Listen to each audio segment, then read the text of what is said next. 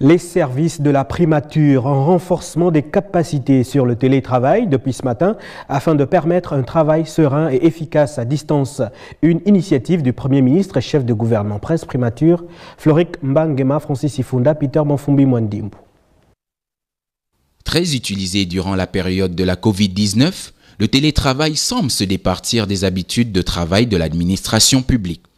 Pour un meilleur rendement de celle-ci, le Premier ministre de la Transition, Raymond Donsima, a, à travers une formation de renforcement de capacité destinée aux agents de la primature, réactivé cet outil de travail. Cette formation nous permet d'améliorer nos connaissances en matière d'application Zoom, qui nous permet donc d'avoir des réunions en distanciel.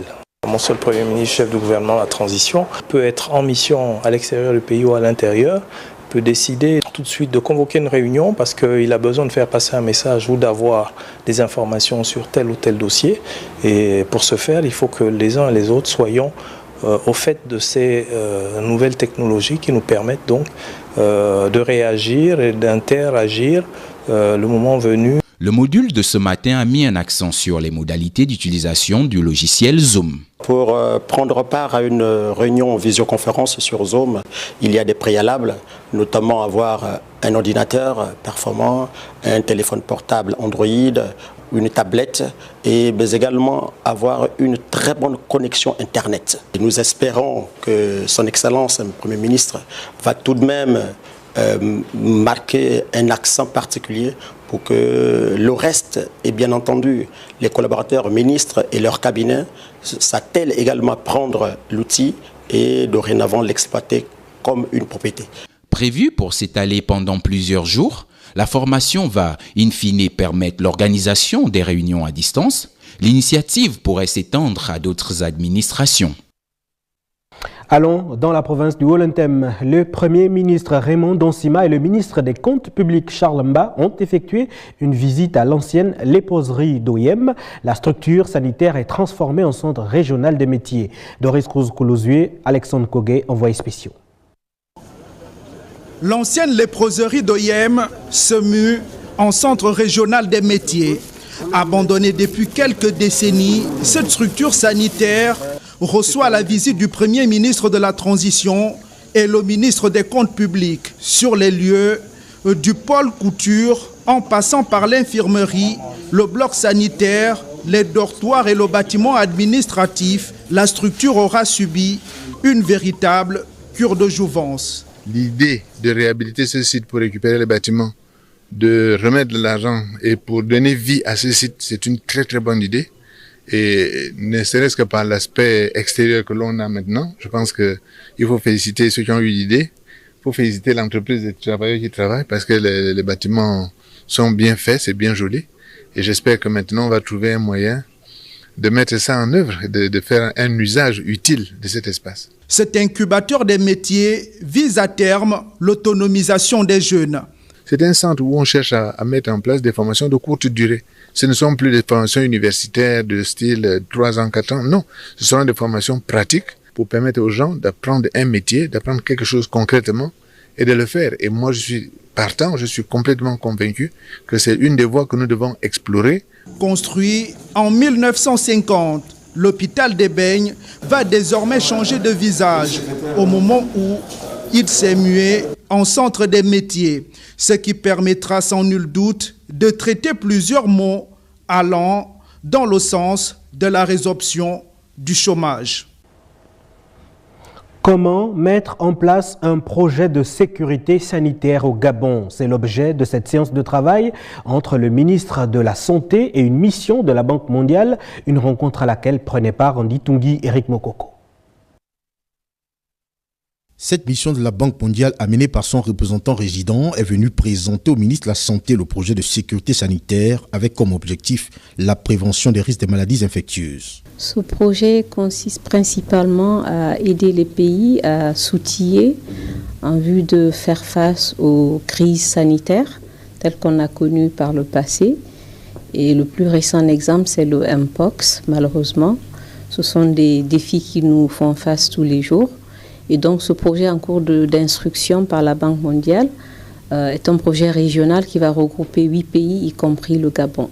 Le projet n'a pas encore été chiffré pour le Gabon, puisque nous sommes justement, c'est la raison de la mission, pour faire une évaluation de tous les besoins sur 3 volets. Donc le volet détection, le volet prévention et le volet réponse. La volonté de la Banque mondiale est d'accompagner le gouvernement de la transition pour faire face aux éventuelles crises sanitaires. Ces projets donc s'incrustent et vont dans la même vision que ce que nous avions déjà envisagé dans ce plan national. Vous savez qu'avec des partenaires tels que la Banque mondiale, ils ont une structuration qui veut que, après qu'ils aient recueilli, comme ils le disent bien, le sentiment du pays demandeur, il faut qu'ils repartent vers la maison mère, le soumettre au conseil d'administration qui devra le valider avant éventuellement de revenir vers nous pour que nos équipes se mettent sur la table pour savoir qu'est-ce qu'on fait. C'est notre grand souhait, donnera le cutus pour la mise en place de ce projet. Pour accélérer la mise en œuvre de ce projet, la Banque mondiale a compté le Gabon parmi les 20 pays concernés par cette idée de surveillance sanitaire.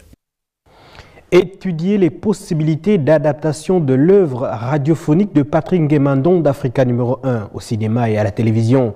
C'est l'objet de la rencontre qu'accordait le ministre de la Communication au cabinet Juridaf du Cameroun. Patrick Simangoy, Rodrigue Simangoy, Iden Ompuma, Gérald Ifunji, nos confrères de la cellule de production audiovisuelle du ministère de la Communication. C'est un dialogue social entretenu entre le syndicat national de la Poste, Sinapost, et le ministre de la Communication, dans le but d'améliorer les conditions de vie et de travail des postiers. Cette exigence gouvernementale, qui place l'homme au centre des priorités, est menée ici par le pragmatisme du patron de la communication. La rencontre de ce jour a donc permis au Sinapost de présenter à Laurence Ndong les enjeux des dernières activités organisées par le syndicat. Il était tout simplement question de venir faire le point du 3e congrès ordinaire du Sinapost qui s'est tenu le 6 juillet 2024 et de voir avec Madame la ministre comment évoluaient les points de revendication que nous avions déposés à son cabinet. Au cours de cette réunion, le cahier de charges remis à la tutelle a été examiné et le Sinapost en a profité pour s'enquérir de l'avancement du dossier des revendications. Il était tout à fait normal que nous puissions venir rencontrer la tutelle technique pour avoir de plus amples explications. Nous restons optimistes pour l'avenir.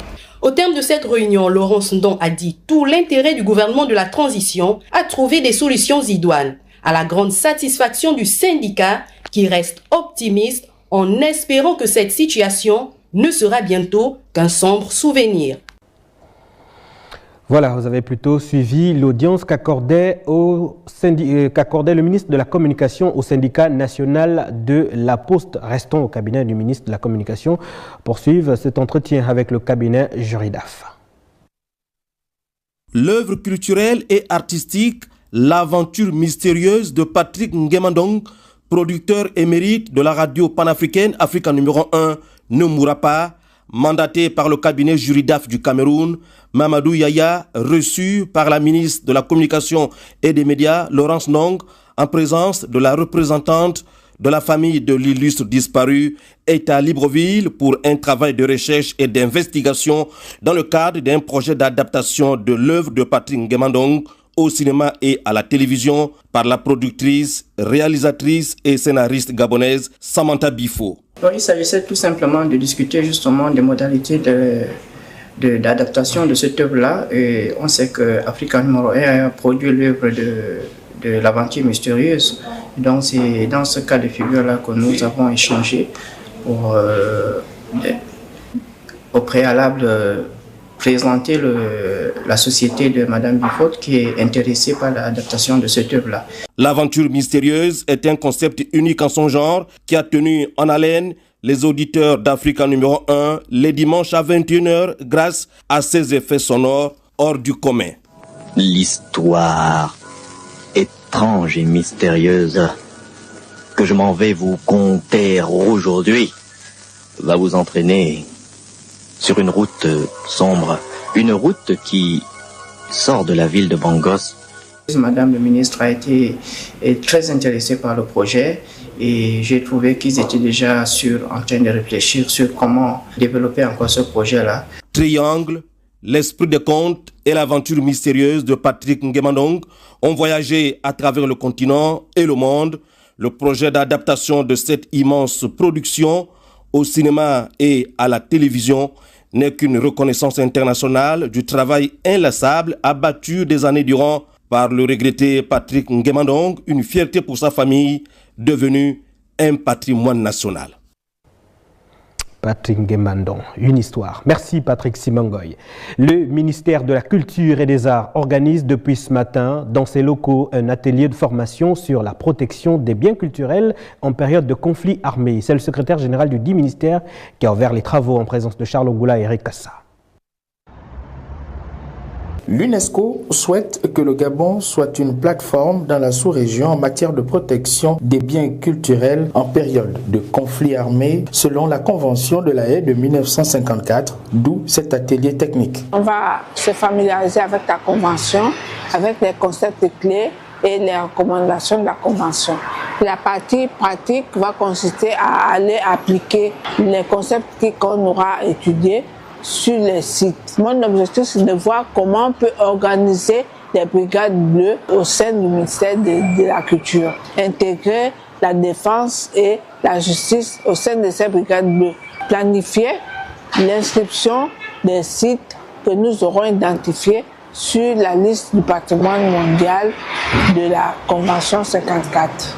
Le ministère de la Culture et des Arts vise donc un noble objectif en organisant cette formation au profit des agents des secteurs culturels, de la défense nationale et celui de la justice.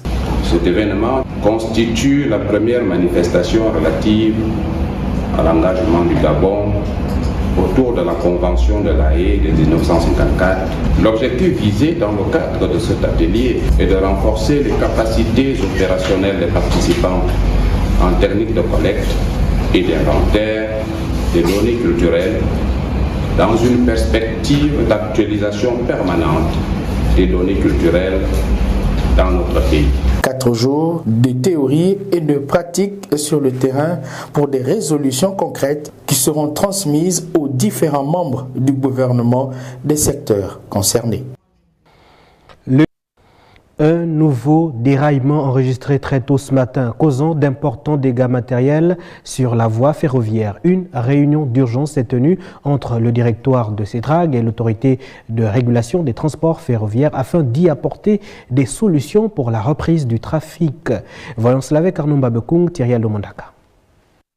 Au PK 218 plus 700, alors qu'il était 4 h du matin, le train Grumier numéro 4460 ou 4460 ne peut plus poursuivre son trajet entre les cantons ferroviaires de Toumbi et Yalembe. L'essieu d'un des wagons est sorti de la voie ferrée, occasionnant ainsi la désorganisation de la structure ferroviaire sur environ 200 mètres. La rupture du rail, comme on peut le voir sur l'image, est à l'origine de cette avarie. Sitôt informé à Libreville, le directoire de la Société d'exploitation du Transgabonais, avec à ses côtés l'autorité de régulation des transports ferroviaires RTF, a tenu une réunion de crise au cours de laquelle la situation a été évaluée dans l'ensemble. L'essieu avant qui est tombé du fait d'une rupture de rail et donc le conducteur a alerté les équipes et donc c'est pour ça que nous avons mis en place cette réunion de crise puisqu'il y a une interruption du trafic. Ligne vitale de l'économie gabonaise, la CETRAG rassure que tous les moyens logistiques et humains ont été déjà promptement mobilisés pour rétablir le trafic dans les délais raisonnables. Le train secours est en train de s'acheminer vers la zone, donc il va enrayer le wagon déraillé, ensuite dégager le wagon de la gare, de la zone, puisque ce wagon a circulé à peu près sur 200 mètres, donc a abîmé les traverses et les rails sur 200 mètres, donc il va falloir remplacer toute cette partie de la voie. Suite à la survenance de cet incident, les trains de voyageurs de cette matinée du 16 septembre 2024 ont été interrompus. Ils reprendront le service à 20 h dans le sens Franceville-Ovendo et 22 h au départ d'Ovendo pour Massoukou. Il est à préciser que la zone théâtre du déraillement n'a pas encore connu les travaux de remise à niveau de la voie qui consiste à remplacer le rail de 50 kg actuel sur la voie par celui de 60 kg plus robuste et mieux adapté au volume du trafic devenu chaque jour considérable. Le Gabon a célébré la journée internationale de la protection de la couche d'ozone ce matin à l'amphithéâtre du ministère de l'Environnement. On en sait plus avec Césarine Ondem et Gérard Magnagna.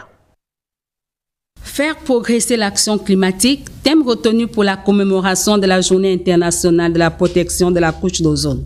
En effet, la couche d'ozone se trouve dans la haute atmosphère terrestre. Elle nous protège contre les rayonnements ultraviolets du soleil, nocifs pour les êtres vivants.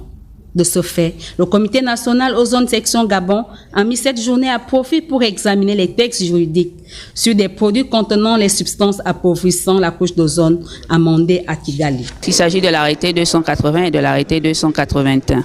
L'idée, c'est que le comité procède à l'évolution de ces textes en intégrant les exigences de l'amendement de Kigali, qui a apporté de nouvelles substances qui doivent être réglementées, et aussi en intégrant la question de la gestion des équipements qui utilisent ces substances appauvrissant la couche d'ozone. Classé parmi les pays pionniers de lutte contre les changements climatiques en Afrique, le Gabon multiplie les stratégies pour protéger la couche d'ozone, d'où cette invite à toutes les parties prenantes de la chaîne. C'est un travail qui ne peut réussir qu'avec la conjonction de nos différents efforts.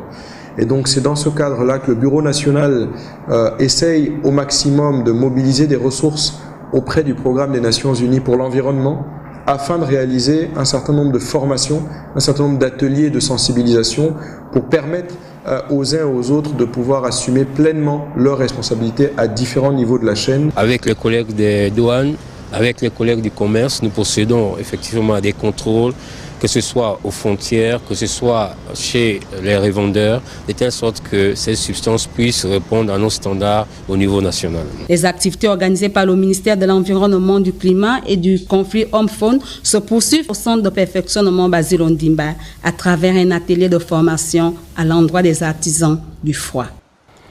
Et pour améliorer la sûreté maritime dans la région du Golfe de Guinée, un atelier de formation sur le développement d'une culture de la sécurité maritime s'est ouvert ce matin, organisé par le Centre international Kofi Annan de formation au maintien de la paix. Marie-Sophie Chelamebale, Justin Jana, reportage.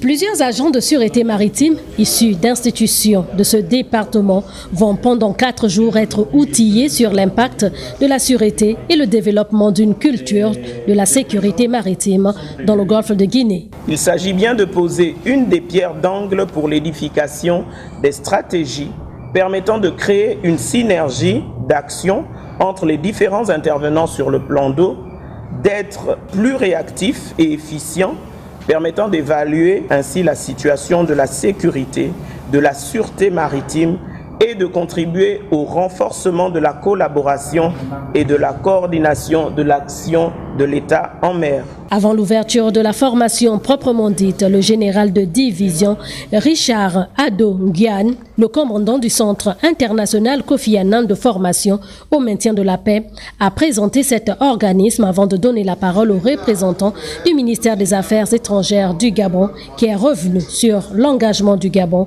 dans ce secteur. C'est donc pour contribuer à réduire l'insécurité maritime que le Centre international Kofi Annan de formation au maintien de la paix, KIBTC, en partenariat avec le gouvernement danois, ont décidé de mettre en œuvre un projet quinquennal sur les réponses intégrées aux menaces pour la sécurité et la sûreté dans le golfe maritime du golfe de Guinée, en Afrique centrale et de l'Ouest.